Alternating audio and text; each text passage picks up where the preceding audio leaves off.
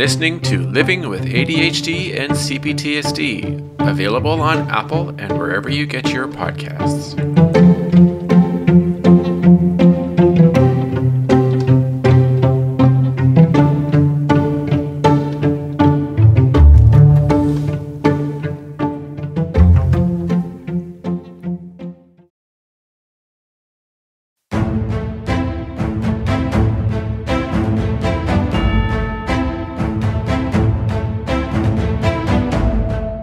Hello everybody and welcome to another episode of Living with ADHD and CPTSD. Today's ADHD episode is something a little different. I was thinking, how can I explain to somebody who is looking for support or information regarding ADHD if they don't understand how to explain it? Or when somebody asks them a question as like, why does this happen? Or why do you have mood swings? Or why do you feel frustrated easily? Or why do you forget? Or why do you have a hard time completing your tasks? And you don't know how to answer it. Like you can have all the answers on a textbook or online and you can type in Google symptoms of ADHD, or why do I forget to do things, or why do I have a hard time staying on task, or why do I get easily distracted? So you could, type all these things in and then it'll come up on your screen. And then you can read out the answers to the people or whoever is, curious, or maybe yourself, you know, there's something that you're curious about because you've been struggling with it for years, or maybe you're a new diagnosee and you don't understand why something is occurring. But it's easy to read something, but at the same time, it's not simple to just explain why something occurs. And there's not always an answer. Like, not every time that you read something on the page are you going to be able to understand it and go, I get what's going on. I see why that happens. That makes sense. These sort of things, it's not something that you're always going to know how to explain, or in your mind that you're going to understand. Like, you're going to be able to go, okay, yeah, I see why. And explains why I'm being so loud, or why I make decisions so suddenly, and then the results are often inappropriate, or they don't make sense, or I'm not completing it, or it's, it's incomplete. It often happens for myself. And so I thought I would discuss with you why, in the moment when someone, it could, and anybody asks you a question relating why a behavior occurs or why you do this, and you stand there and your first answer is, I don't know. Because, to be honest, unless you're a master's degree psychiatrist or a psychologist, or you're a neurologist who every day of his life after he's got his degree or his master's degree and looks at the brain and does the studies and asks multiple people who have ADHD questions and and examines and does research, and you're not gonna.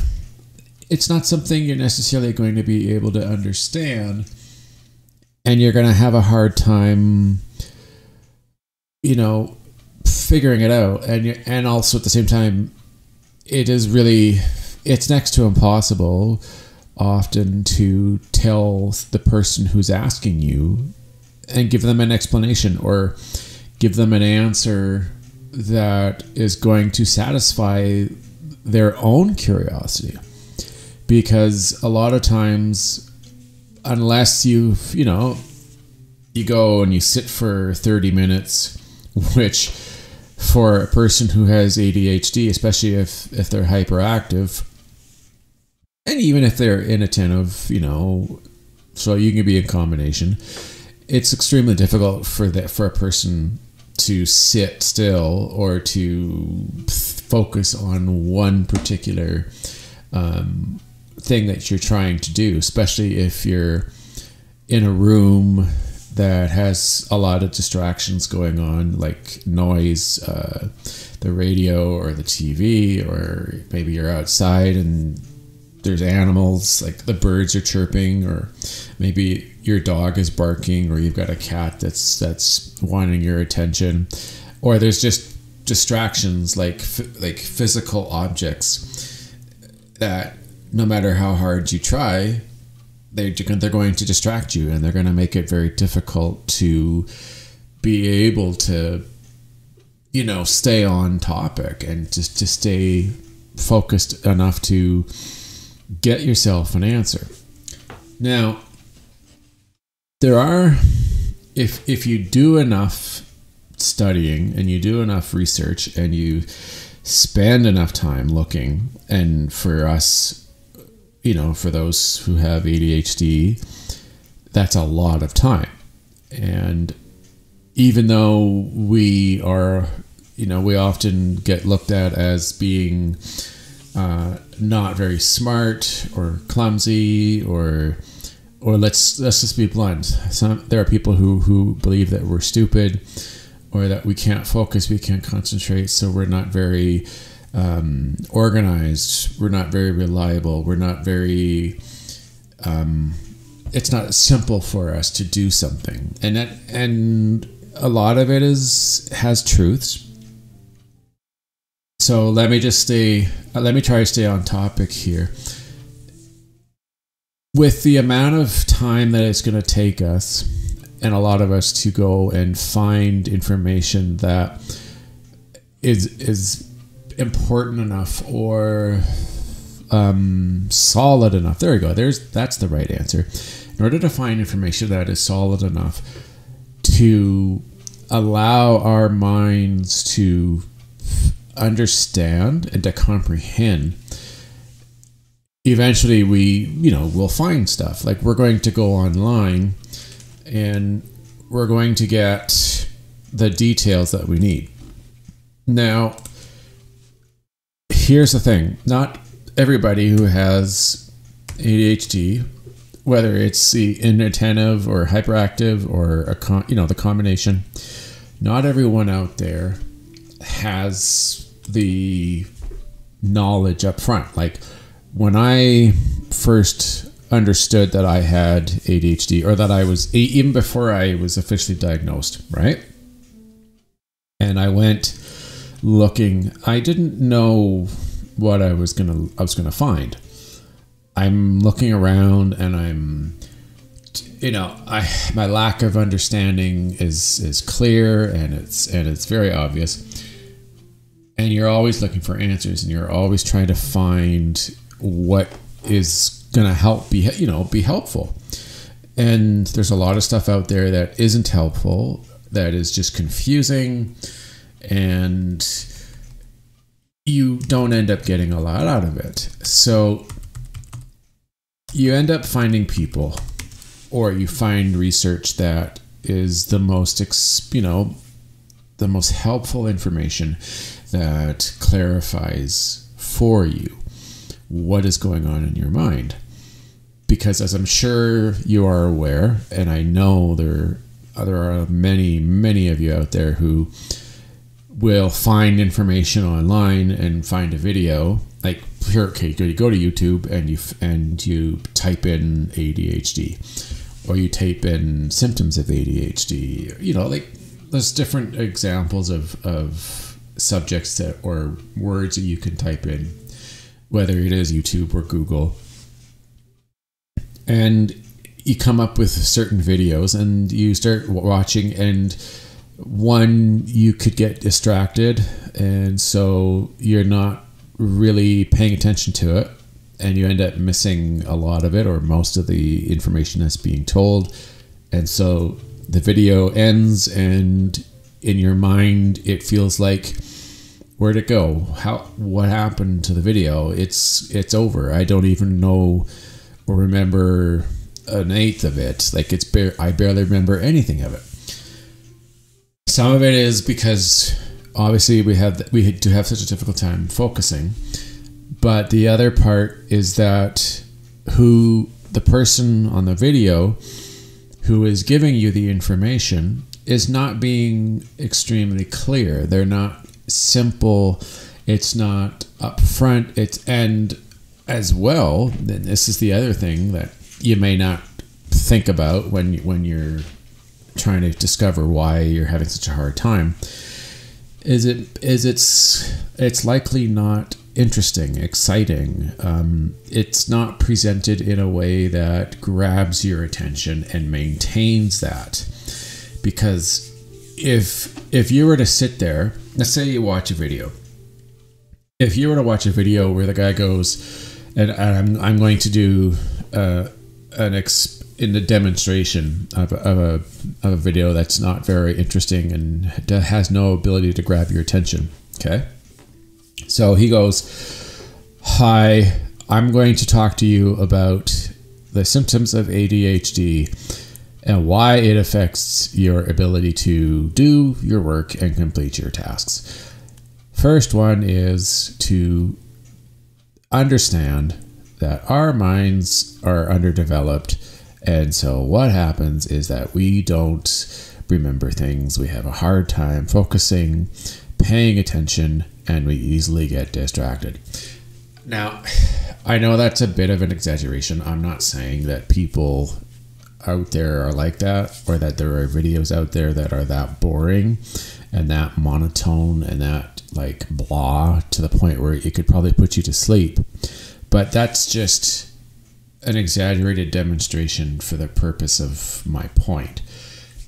Now, if you watch videos on YouTube that have a bit of excitement, that catch, like, you know, kind of grab your attention, and it's interesting and it's fun and there's graphs, and he or she is, you know, using methods and using the tone and certain words that are catchy and that kind of make or force your brain to stay on what you're looking at and what you're listening to, then the odds are really better that you're going to stay with it and that you're actually going to get the information. And the thing is, there are some people out there, if you look hard enough and you are able to stay focused on what you're doing, like if you go into, if you're able to get into that hyper focus mode that a good majority of us with ADHD are able to have. If you're able to get a hyper focus mode, you're going to find a lot out there, and there's a good chance that a lot of it you're going to skip, or you're going to listen to the first couple of minutes or so, and you're just not going to find it interesting enough, and then you're going to move on and you're going to go to the next one. And I know for a fact that I have done that too. Like, I have probably seen, if I had a history and I could go back and look at all the videos from when I first started to watch ADHD videos up to today, I have probably watched thousands of videos, and a good majority of them I have probably not even completed a quarter of the video, or maybe a fifth of the video, without moving to something else, simply because I didn't find it catchy enough and interesting enough to stay on task, because I would see another video that had better words, a better title, and playing the video, it was more interesting in an audio way, or in an audible way. It was more interesting to me. And then there would be the odd time that I would actually finish a video, and trying to understand it was a bit of a challenge because our minds, as you know, unless we're really, really, really into it and it's giving us a dopamine hit or it's a passion of ours, which for some out there studying and researching ADHD could very well be a passion. If you're that type, then there's a good chance that you probably understand the video or however number of videos that you have watched, and you're able to go, got it, it's in my head, yes, I get it, makes sense. But for a lot of you out there, I would imagine that watching these videos, and heck, even listening to my podcast, I'm sure can be a bit of a challenge at times, especially if you're having a bad day. You know, if you're not having the best of day and your ADHD seems to be on extreme mode instead of, you know, being handled well, or maybe you forgot to take your medication or something. It's going to be difficult for some of us to get through the video, understand it, comprehend what's being said, and not just comprehend it, but the word I use whenever it makes sense to me and I'm able to, I can repeat it or I can put it into work, like you gain the information and then you're able to turn around and put it into practice. Sometimes I can do that, but when it unless it clicks in my head, like I often say it finally clicked, and that's kind of that's my expression to inform the person in front of me, or even in my own mind. Often when I say it out loud, that's my way of saying I am getting the information and I'm able to put it into practice. And if I explain it to somebody else, they're going to go, aha, yeah, I get what you're saying. That's cool. And then it's like, you know how when a teacher teaches a bunch of people, they get it. And if those people who are really think it's awesome and they really like it, there's a good chance they're going to spread it out and they're going to tell somebody else or their parents or whoever. And it's kind of like how word of mouth gets around. If you're able to get the information to the point where it clicks in your mind and you're able to express it to somebody where it makes sense and where they understand, that is a sign that the information you're taking into your mind is making sense and it's sticking and you're learning and you're making the changes in your mind and in the neurological changes in your brain. And now your focus next is to maintain it in there and put it into good use, like to turn it around and go, yeah, okay, now I see what's going on. I understand and I comprehend it, not just like word for word, but you're able to, in your own mind, change it, change the focus of it, change the construction of what you've been listening to and what you learned, and put it into use, put it into practice for yourself to, increase self-improvement, to make things better for you. That's the goal when you're doing the research. That's what you want. Now, I have mentioned this gentleman's name, and I'm sure a lot of you out there who have done your own research know who this guy is. This person that I know I shouldn't say I know him personally. Of course not. He has responded to me by email a couple times. Dr. Russell Barkley is what I would call an expert on ADHD. And he's the kind of guy who, when he explains to you the information that's going on, like the ADHD, when he actually talks about it, you know what's going on. Like you can actually, how do I put this? You're able to hear it. and you're able to go, it's easy to follow. I understand this. It makes sense. This works, right? Like, that's what you're looking for. And this guy, this psychologist, he, I remember watching his videos and realizing that it was such an easy time to listen to him. Like, it was clear, it was straightforward, it was upfront. Like, you didn't get distracted, and you didn't have a hard time understanding the information that he was presenting to you. So I had an easy time staying on topic, like staying with what I was listening to. And I watched a lot of his videos, and every time I was watching them and, you know, paying attention to the information he was providing, it was something that I was able to comprehend, and it really like expanded my understanding and knowledge of ADHD and the different symptoms that were out there. And I also was able to expand on my own issues with ADHD, because, as we all are aware of, not everybody has the same symptoms. Not everybody experiences ADHD the same way.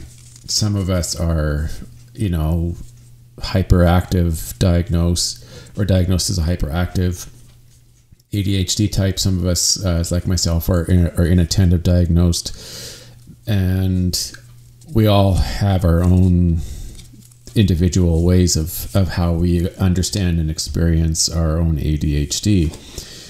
And for some of us, and more are starting to learn and starting to get the diagnosis that, or the misdiagnosis that our ADHD is actually coming from our past childhood trauma, our CPTSD.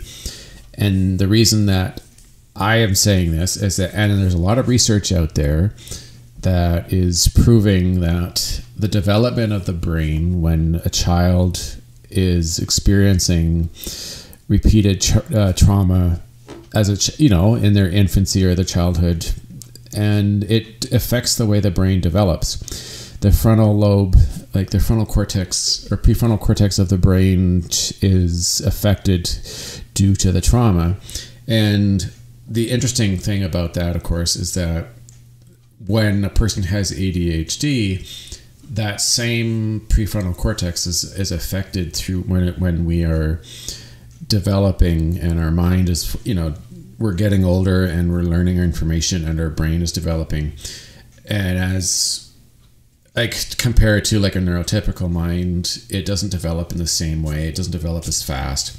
Our behaviors and our personalities are reflected with that lack of development in the prefrontal cortex. And so a child who is experiencing repetitive trauma, they say that it affects the development of that prefrontal cortex. Now, they didn't say that it's the exact same way, like it's not identical. So if you were to compare an ADHD mind to a child with CPTSD, it's not going to be identical, but no two brains are going to be identical when it comes to this. But still, that's why there are a lot of cases where people who are diagnosed as ADHD, often when they grow up and, you know, they're experiencing symptoms of flashbacks and triggers, and they're experiencing anxiety and fear, and, you know, they feel like they're not in control, or just unexplained behaviors. A lot of times they end up getting diagnosed in their adult years that they actually have CPTSD instead of ADHD. Now, that doesn't necessarily mean, of course, that there is no ADHD with them as well. Sometimes it can be a combination, and sometimes it could just be that it is CPTSD. But even myself, like, I do have CPTSD, but whether it actually created solely the ADHD, or if I did still have the genetic markings and the development to have the ADHD form in my mind, and then the CPTSD just further, pushed it even further onwards instead of it just being solely ADHD. Now I think the only people who are going to be able to truly confirm that 100% would be numerous doctors and psychiatrists and psychologists. If I were able to ever get that extensive kind of, research and studying done, that's the only way that they would ever be able to confirm it. So, staying on topic now, the ability to have a clear and concise explanation given to you from someone like Russell Barkley, that psychologist who also who studied neurology, is extremely important when it comes to our abilities to grasp the information that is being presented to us and being able to understand it to the point where it actually affects our knowledge and changes our behavior, even if it's a small amount. Any amount like that is an amazing big improvement when it comes to how our behavior is, how we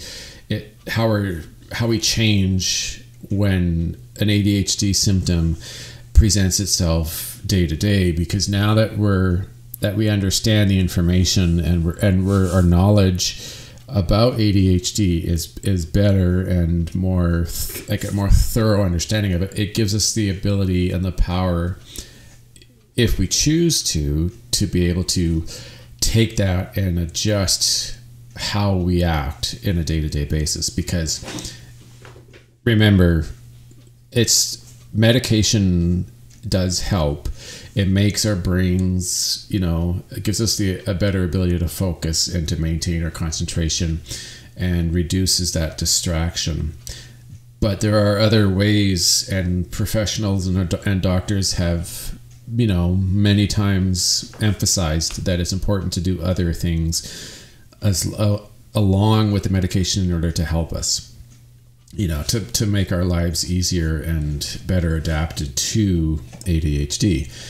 So I've explained it many times in previous episodes, the things that you can do to help your ADHD. Meditation and diet and exercise and things like doing yoga. There are some other things that you can do as well that will help allow you to manage your ADHD.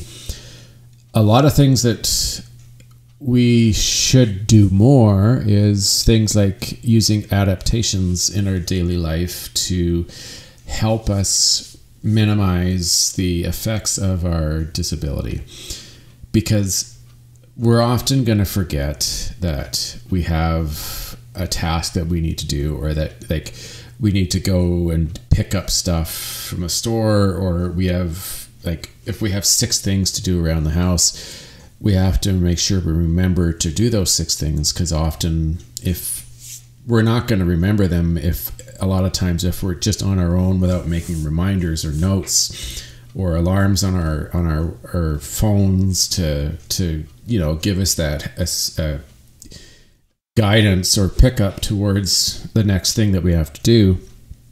So using adaptations like reminders, and putting things like if we go out a lot and we have a habit of losing our keys or maybe our glasses, or in the wintertime our gloves and our hat to keep us warm, we need to use an adaptation of making sure that we always put the items that we need when we leave the house in a spot that is directly in front of us at the door, so that we don't have to go where did I put my hat?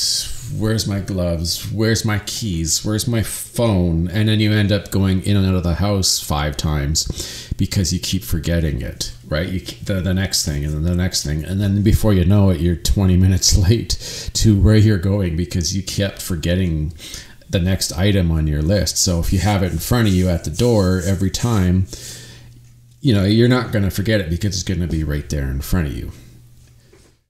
So, yeah, there's so many different things, different ways that a person with ADHD can help themselves.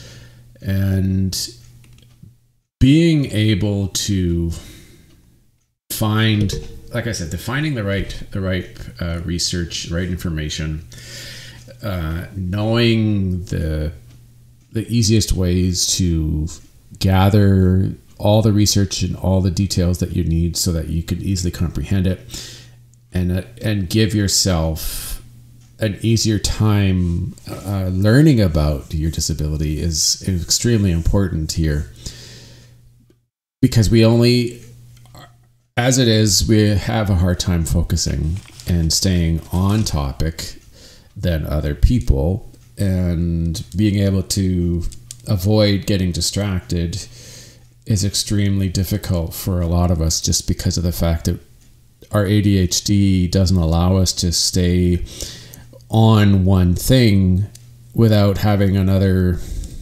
whatever it happens to be, come across and pull us away from our current task or our current, thing that we're working on, and then failing to come back to it because of the fact that the thing that distracted us makes our brains forget that we were doing another topic or another task at the beginning anyways. And an hour or two later, you walk back into the room and suddenly you see what you've been working on.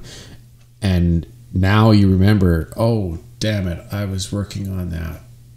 Right. So now you've wasted who knows how long, hours, doing some other task that could have been meaningless or not even necessary, and you've totally wasted your entire evening doing your research because you got pulled away from something else and you weren't able to come back to it and remember that you were working on the research.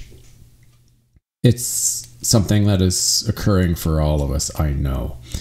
And learning to be efficient and learning to know the easiest ways to find it and the easiest ways to prepare ourselves, and keeping ourselves engaged and excited, and allowing our minds to find the information interesting and exciting and challenging enough that we are able to stay on topic. That all works together to make our life so much easier, and then we cause a lot less stress, and our levels of anxiety and the anger and the frustration that we can get from constantly having problems with so many different symptoms.